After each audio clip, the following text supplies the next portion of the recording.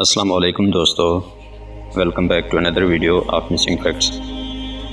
प्यारे दोस्तों, 21 सितंबर 2005 को कैलिफोर्निया के शहर बर्बैंक में अमेरिकन एयरलाइंस की जेट ब्लू फ़्लाइट 292 डिपार्चर के लिए बिल्कुल तैयार थी। इस वक्त दोपहर के 3 बज रहे थे और फ़्लाइट को ठीक 3:15 पर न्यूयॉर्क के लिए उड़ान भरनी थी। सब कुछ प्लान के मुताबिक चल रहा था। जहाज़ में 140 पैसेंजर्स बैठ चुके थे और एयरलाइन क्रू ने सारा लगेज भी लोड कर दिया था। टेक ऑफ के लिए इंतज़ार था तो सिर्फ कंट्रोल टावर के सिग्नल का, और जैसे ही 3:15 हुए, जहाज़ के पायलट कैप्टन स्कॉट बर्ग को कंट्रोल टावर की तरफ से ग्रीन सिग्नल दे दिया गया और सिर्फ 2 मिनट के वक्फे के बाद 3:17 पर जहाज़ ने बर्बैंक एयरपोर्ट को अलविदा कर दिया। ना ही पायलट को, ना ही क्रू को और ना ही जहाज़ में बैठे 140 पैसेंजर्स को इस बात का इल्म था कि थोड़ी ही देर के बाद अपनी ज़िंदगी का सबसे खौफनाक लम्हा देखने जा रहे हैं। अभी जहाज़ को टेक ऑफ किए 15 मिनट ही गुजरे थे कि तमाम पैसेंजर्स ने नोटिस किया कि जहाज़ ज़्यादा एल्टीट्यूड नहीं गेन कर रहा, यानी कि वो ज़्यादा बुलंदी पर नहीं जा रहा। इतने में कैप्टन स्कॉट बर्ग ने जहाज़ में एक अनाउंसमेंट की, जिसमें उन्होंने सिर्फ ये कहा कि हमें टेक्निकल डिफ़िकल्टीज़ का सामना हो रहा है। ये सुनने के बाद तमाम पैसेंजर्स के कान खड़े हो गए। इनमें से किसी ने कहा कि जहाज़ का एक इंजन फेल हो चुका है, तो किसी ने कहा कि शायद जहाज़ का मेन इंजन मज़ीद बुलंदी पर जाने की ताकत खो बैठा है। लेकिन असल मसला इससे भी ज़्यादा खौफनाक था, जिसे वो उस वक्त नहीं जानते थे। प्यारे दोस्तों, अब जहाज़ को टेक ऑफ किए आधा घंटा गुजर चुका था, लेकिन अभी तक वो कैलिफोर्निया के ऊपर ही उड़ रहा था। इतने में पायलट ने एक बार फिर से अनाउंसमेंट की, जिसमें कहा कि हमें लैंडिंग गियर की जानिब से कुछ वार्निंग सिग्नल मसूल हो रहे हैं। कैसे वार्निंग सिग्नल्स, इसका इल्म अभी तक पायलट को भी नहीं था। आजकल के जदीद जहाज़ों के लैंडिंग गियर्स में कैमरा लगा दिया जाता है। अगर लैंडिंग गियर में कोई ख़राबी आ जाए तो उस कैमरे की मदद से पायलट उस ख़राबी को जान सकता है। लेकिन जेट ब्लू फ़्लाइट 292 एक जदीद प्लान तो था, लेकिन इसके लैंडिंग गियर में कोई कैमरा मौजूद नहीं था, जिसकी वजह से पायलट को भी इसकी ख़राबी का इल्म नहीं हुआ। लैंडिंग गियर जिसकी वजह से किसी भी एयरक्राफ्ट को लैंड किया जाता है, उसमें आखिर क्या मसला था? यही सवाल पायलट के और मुसाफिरों के दिमाग में गर्दिश कर रहा था कि आखिर ऐसा कौन सा मसला है जिसकी वजह से फ़्लाइट 292 का वार्निंग सिस्टम बार बार वार्निंग शो कर रहा है। ये जानने के लिए कैप्टन स्कॉट भी काफ़ी परेशान थे, और यही वजह थी कि वह जहाज़ को ज़्यादा एल्टीट्यूड नहीं दे रहे थे। जहाज़ का पायलट कैप्टन स्कॉट बर्ग ये चाहता था कि किसी भी तरह से उसे लैंडिंग गियर दिख जाए, ताकि वो जान सके कि मसला कितना ज़्यादा क्रिटिकल है। ये जानने के लिए कैप्टन स्कॉट बर्ग ने फ़्लाइट 292 का रुख लॉन्ग बीच एयरपोर्ट की तरफ मोड़ दिया और जहाज़ का एल्टीट्यूड बहुत कम कर दिया। लॉन्ग बीच एयरपोर्ट के कंट्रोल टावर ने जूम कैमरे की मदद से जहाज़ के लैंडिंग गियर का मुआयना किया, तो वो पूरा 90 डिग्री की सीमत में घूम चुका था, जिसकी वजह से ये तय था कि जहाज़ की लैंडिंग या तो क्रैश लैंडिंग होगी या फिर एमरजेंसी लैंडिंग। ये बुरी खबर पायलट को मौसूल होने के बाद एक और बुरी खबर कंट्रोल टावर की तरफ से पायलट को दी गई, और ये बुरी खबर ये थी कि लॉन्ग बीच के लोकल न्यूज़ चैनल्स ने भी फ़्लाइट 292 के लैंडिंग गियर की फुटेज रिकॉर्ड कर ली है, और अब ये फुटेज पूरे अमेरिका के न्यूज़ चैनल्स में बराह रास्त दिखाई जा रही है। ना सिर्फ इतना, बल्कि जहाज़ में बैठे पैसेंजर्स भी इस न्यूज़ को अपने अपने टीवी सेट पर देख रहे थे।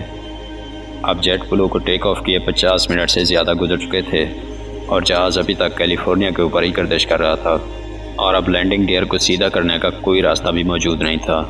और अगर इसी सूरत में जहाज़ को लैंड करने की कोशिश की गई तो फ्रिक्शन की वजह से पैदा होने वाली आग जहाज़ के विंग्स में मौजूद फ्यूल टैंक्स में आग लगने का सबब भी बन सकती है, जिसके इंतहाई खौफनाक नतीजे सामने आ सकते हैं। और हैरत अंगेज़ तौर पर इस वक्त जहाज़ के फ्यूल टैंक में जो जेट फ्यूल मौजूद था, उसका वज़न ही 14,000 kg के बराबर था, और अगर इतने ज़्यादा फ्यूल को क्रैश लैंडिंग के दौरान ज़रा सी भी आग लग गई तो जहाज़ एक ही लम्हे में फट भी सकता है। लेकिन कैप्टन स्कॉट बर्ग बहुत ज़्यादा अक्लमंद था, जिसने जहाज़ की क्रैश लैंडिंग से पहले जहाज़ के फ्यूल को ख़त्म करने का फ़ैसला किया, जिसके लिए जहाज़ को 3 घंटे तक समंदर के ऊपर घुमाया गया, और अब जहाज़ का फ्यूल इतना कम हो चुका था कि वह मज़ीद सिर्फ आधा घंटा उड़ सकता था।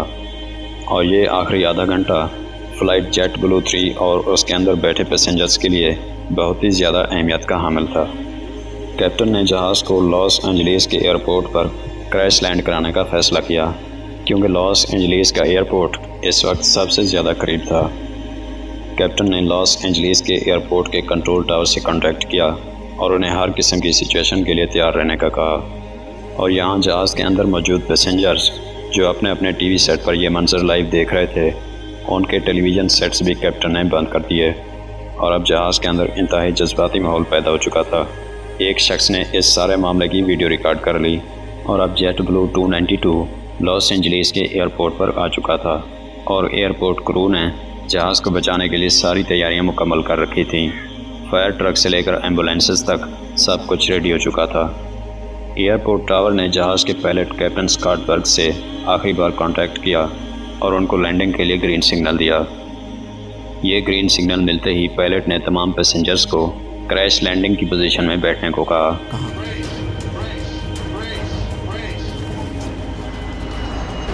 इस पोजीशन में बैठने से क्रैश लैंडिंग की कोलिजन के दौरान काफ़ी हद तक बचत की जा सकती है, जिसको ब्रेस पोजीशन भी कहा जाता है। जहाज़ अब लॉस एंजलिस के एयरपोर्ट पर पहुंच चुका था। पायलट ने बड़ी अक्लमंदी से सबसे पहले जहाज़ के पिछले लैंडिंग गियर्स को ज़मीन से टच किया और आहिस्ता आहिस्ता जहाज़ की स्पीड कम कर दी और आखिरकार वो घड़ी आ गई जब पायलट ने फ्रंट लैंडिंग गियर को ज़मीन से टच किया। लेकिन फिर वही हुआ जिसका शक था।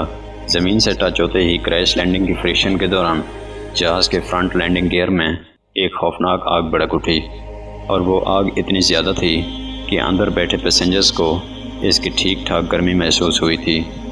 लेकिन दूसरी लम्हे एक लंबी खामोशी हो गई और जहाज़ खैर खैरियत से लैंड कर चुका था।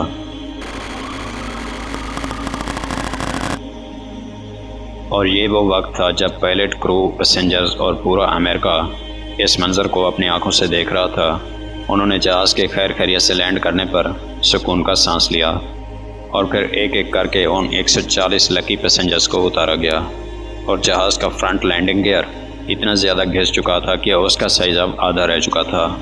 इन्वेस्टिगेशन से ये बात मालूम हुई कि फ्रंट लैंडिंग गियर में एक लॉक होता है जो कि व्हील को घूमने से रोकता है और ये लॉक टूट चुका था, जिसकी वजह से टेक ऑफ के फ़ौरन बाद जहाज़ का फ्रंट लैंडिंग गियर 90 डिग्री की सिमत में घूम गया।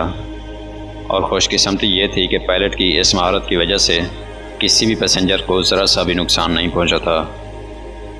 प्यारे दोस्तों, अब आपको जहाज़ के हाइड्रोलिक सिस्टम के बारे में कुछ मालूमात देने जा रहे हैं। एयरक्राफ्ट का लैंडिंग व्हील हाइड्रोलिक के ज़रिए कंट्रोल होता है और अगर ये हाइड्रोलिक ओवर प्रेशर हो जाए तो उस प्रेशर के बढ़ने की वजह से लैंडिंग गियर की डायरेक्शन तब्दील हो सकती है और अचानक से ओवर हाइड्रोलिक प्रेशर की वजह से लैंडिंग गियर डैमेज भी हो सकता है। आपकी जानकारी के लिए बता दें कि एक जहाज़ में 3 हाइड्रोलिक सिस्टम मैसर होते हैं। अगर एक हाइड्रोलिक सिस्टम फेल हो जाता है तो दूसरे हाइड्रोलिक सिस्टम का इस्तेमाल करके आसानी से लैंडिंग की जा सकती है। लेकिन अगर पहला और दूसरा हाइड्रोलिक सिस्टम दोनों ख़राब हो जाएं तो तीसरे हाइड्रोलिक सिस्टम का इस्तेमाल करके जहाज़ की लैंडिंग को सेफ़ बनाया जा सकता है और ये सिर्फ बोइंग के प्लेन्स में ही किया जा सकता है, क्योंकि बोइंग के प्लेन्स में आसानी से हाइड्रोलिक सिस्टम को बंद और ऑन किया जा सकता है। लेकिन एयरबस के साथ ऐसा नहीं किया जा सकता क्योंकि इसका प्रोसेस थोड़ा कम्प्लेक्स है। अगर आप एयरबस के किसी मॉडल की एक चीज़ को बंद करते हैं तो उसके साथ ही दूसरी और तीसरी चीज़ ऑटोमेटिकली काम करना छोड़ देती है और ऐसा सिर्फ एयरबस के मॉडल में होता है। मिसाल के तौर पर अगर आप एयरबस के हाइड्रोलिक सिस्टम को ऑफ़ कर देते हैं तो प्लेन के इंजन का जनरेटर भी ऑफ हो जाएगा। और ये सिर्फ मिसाल नहीं है, बल्कि ऐसा एयरबस के प्लेन्स में अक्सर होता रहता है। अगर आप एक पायलट हैं तो आपको इस कंडीशन के बारे में बेहतर पता होगा। लेकिन ये छोटे छोटे प्रॉब्लम आते रहते हैं और हर एक प्रॉब्लम का कम से कम एक सलूशन तो ज़रूर होता है। जी तो प्यारे दोस्तों, आज की वीडियो में बस इतना ही। मुझे उम्मीद है कि आज की वीडियो से आपको कुछ नया जानने को मिला होगा और आज की ये वीडियो आपको पसंद आई होगी। वीडियो पसंद आए तो इसे लाइक करते हुए अपने दोस्तों के साथ ज़रूर शेयर कीजिए और मज़ीद इसी तरह की इंटरेस्टिंग वीडियोस देखने के लिए इस चैनल को ज़रूर सब्सक्राइब करें। अब मैं मिलूँगा आपसे इसी तरह की एक और इंटरेस्टिंग वीडियो में। तब तक के लिए अपना और अपने प्यारों का बहुत सारा ख्याल रखिएगा। Thanks for watching this video. अल्लाह हाफिज़।